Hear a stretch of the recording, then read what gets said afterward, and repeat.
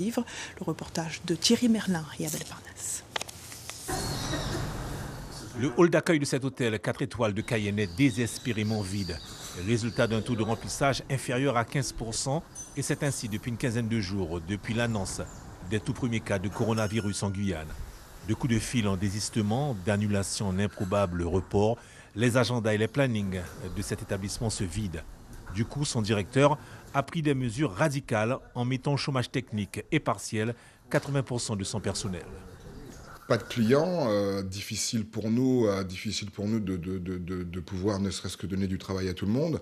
Mais je pense aussi à ces nombreux vacataires qui travaillent avec nous toute l'année et qui étaient dans cette période qui était plutôt une période qui commençait à bouger. Et c'est des gens qui se sont retrouvés eux aussi sans revenus. Alors effectivement, il y a le chômage partiel qui va prendre le relais pour un certain nombre. Mais pour certains, ça sera soit le chômage s'ils ont cotisé assez ou effectivement, ça ne sera pas de revenus.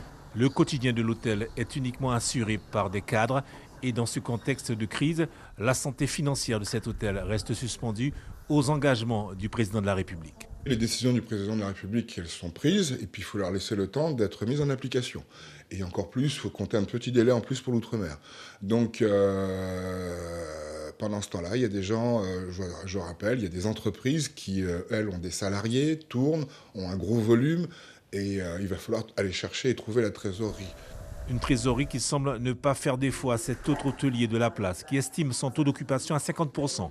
Pour le moment, il n'est pas question pour Hélène Paul de licencier son personnel.